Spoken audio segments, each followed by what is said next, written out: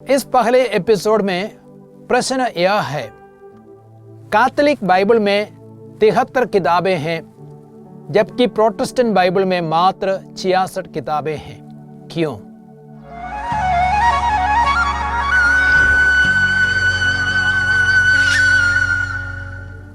Bible से सवाल एवं जवाब, questions and answers from Bible.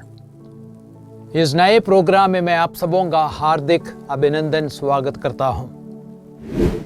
मित्रों, जब हम बाइबल पढ़ते हैं हम बहुत कुछ समझ नहीं पाते हैं और कई सारे सवाल हमारे मन में उत्पन्न होते हैं। कई सारे वचनों एवं घटनाओं का अर्थ या व्याख्या क्या है हम समझ नहीं पाते हैं। अतः मेरा यह प्रयास रहेगा बाइबल के कई सारे मुश्किल सवालों का जवाब देने का। मैं बाइबल का पंडित तो नहीं हूं, फिर भी मैं बाइबल को कई बार पढ़ चुका हूं और मैंने इन वचनों पर मनन किया है, अन्य स्रोतों से ज्ञान प्राप्त करने का प्रयास किया है। तो आइए अब हम पहले एपिसोड में आते हैं और इस पहले एपिसोड में प्रश्न यह है, कैथोलिक बाइबल में 73 किताबें हैं जबकि प्रोटेस्टेंट बाइबल में मात्र 66 किताबें हैं। क्यों? मैं सोचता आप सवाल समझ गए होंगे और उसका उत्तर मैं यही देना चाहूंगा कि प्रथम सदी के अंत में धर्म ग्रंथ की पुस्तकों की 2 सूचियां या 2 कानून प्रचलित थे, जैसे पैलेस्टीनियन कानून और अलेक्जेंड्रियन कानून। अब पैलेस्टीनियन कानून क्या है? 90 ईस्वी में रब्बियों की परिषद जमानिया में एकत्रित हुई थी और उस परिषद ने इब्रानी बाइबल में जो 39 पुस्तकें पाई गई उन्हें ही कानूनी घोषित की। इस सूची को पैलेस्टीनियन कानून कहा जाता है।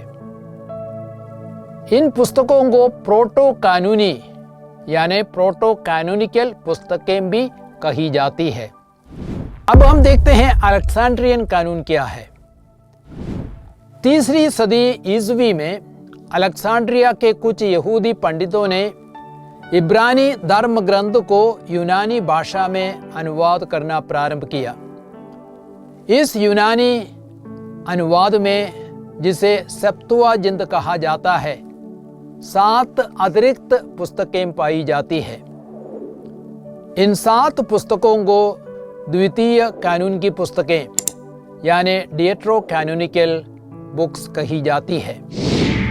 पुराने नियम की इन 46 किताबों की सूची को अलेक्जेंड्रियन कानून कहा जाता है। कैथोलिक और ऑर्थोडॉक्स कलीसिया 39 पुस्तकों के अलावा अन्य 7 पुस्तकों को भी कानूनी मानती है यानी डिएट्रो कैनोनिकल मानती है, जो यूनानी पुराने नियम में पाई गई थी। और वे 7 पुस्तकें हैं टोबित, यूदित, मकाबियों का पहला ग्रंथ, मकाबियों का दूसरा ग्रंथ, प्रज्ञा ग्रंथ, प्रवक्ता ग्रंथ और बारूक का ग्रंथ। प्रारंभिक कलीसिया ने अलेक्जेंड्रियन कानून को प्रामाणिक स्वीकार किया, जो सेप्तुअजिंट में पाया जाता है। अतः कलीसिया के प्रारंभ से ही पुराने नियम में 46 पुस्तकें मौजूद थी।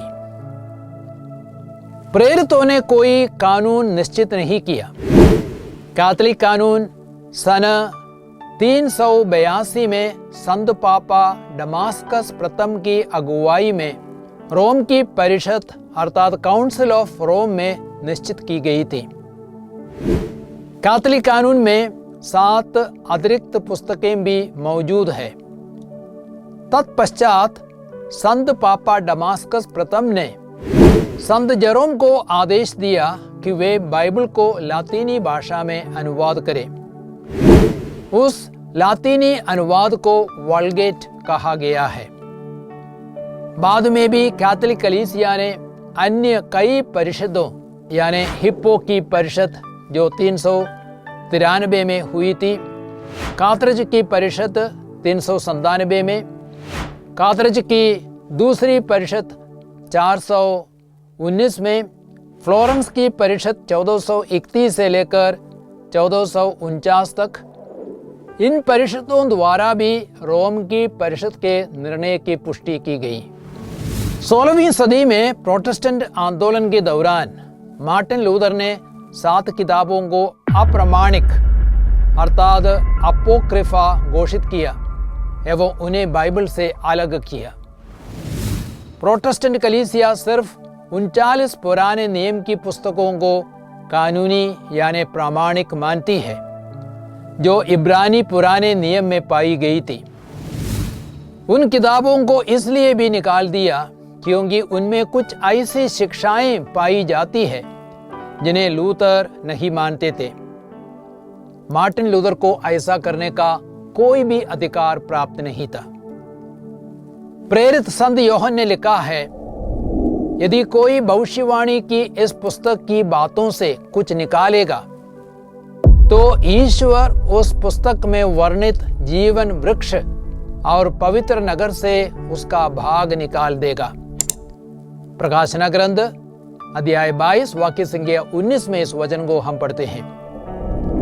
इसलिए प्रोटेस्टेंट विश्वासियों से मेरा अनुरोध है कि वे अपनी भारी गलती को पहचानें और अपने को सुधारें। प्रोटेस्टेंट निर्णय के प्रत्युत्तर में कैथोलिक कलीसिया ने ट्रेंट की महासभा में अर्थात काउंसिल ऑफ ट्रेंट, जो 8 अप्रैल 1546 में संपन्न हुआ था, उस महासभा में वल्गेट को और एक बार आधिकारिक रूप से कैथोलिक बाइबल घोषित किया और उन 7 पुस्तकों को द्वितीय कानून की पुस्तकें डेट्रो कैनोनिकल बुक्स घोषित किया। अब यह सवाल उठता है, क्या बाइबल में द्वितीय कानून की पुस्तकें आवश्यक है? और मार्टिन लूथर स्वयं क्या सोचते हैं? मार्टिन लूथर ने कहा कि द्वितीय कानून की पुस्तकें धर्म ग्रंथ के अन्य पुस्तकों के बराबर नहीं है, लेकिन वे फायदेमंद है एवं उन्हें पढ़ना अच्छा है। सदियों तक लूथर के अनुयायियों ने उन्हें जर्मन अनुवाद के धर्म ग्रंथ में अप्रामाणिक ग्रंथों के रूप में अर्थात अपोक्रिफा के रूप में घोषित किया था, लेकिन बाद में अंग्रेजी अनुवाद में ये ग्रंथ नहीं पाए जाते हैं।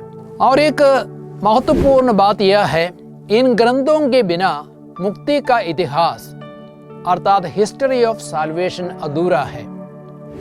नेहमिया को हम देखते हैं 465 से लेकर 424 ईसा पूर्व तक यहूदा का राज्यपाल था। 457 ईसा पूर्व में पुरोहित एजरा की अगुवाई में यहूदियों का दूसरा दल बाबुल के निर्वासन से लौटे।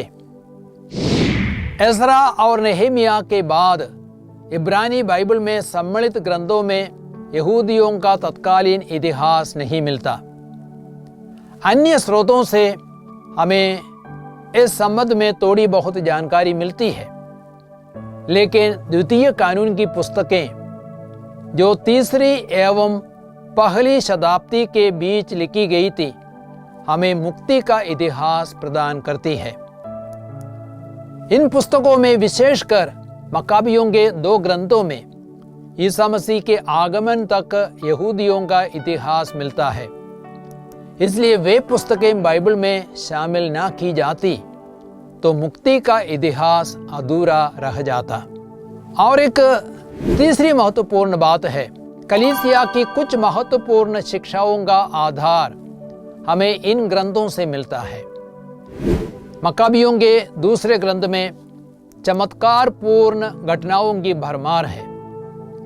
इसका लेखक ऐसे धार्मिक सिद्धांतों पर बल देता है जिनकी चर्चा प्राचीन विधान के अन्य ग्रंथों में नहीं मिलती, जैसे धर्मियों का पुनरुत्थान, मृतकों के लिए प्रार्थना और उनके लिए यज्ञ का आयोजन, संतों की मध्यस्थता और मृत्यु के बाद मनुष्य को अपने कर्मों के अनुसार फल प्राप्ति।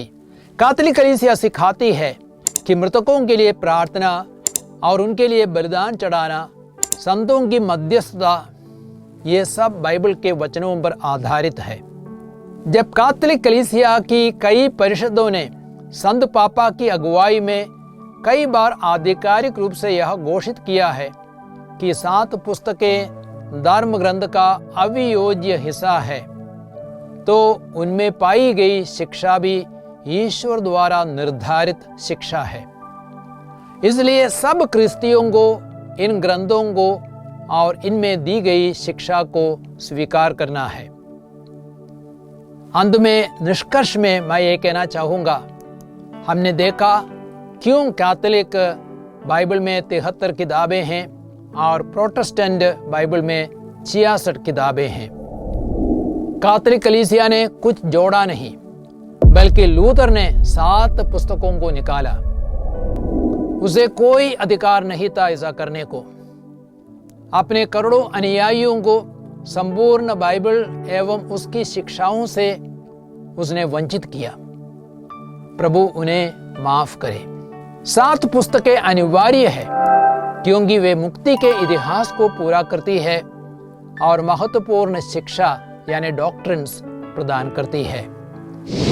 मेरी आशा है आपको इस सवाल का जवाब मिल गया होगा, क्यों कैथोलिक बाइबल में 73 किताबें हैं जबकि प्रोटेस्टेंट बाइबल में 66 किताबें हैं। प्रभु आप सबों को बहुतायत आशीर्वाद प्रदान करे। पिता, पुत्र, पवित्र आत्मा आशीर्वाद प्रदान करे। आमीन। सबको जय यीशु।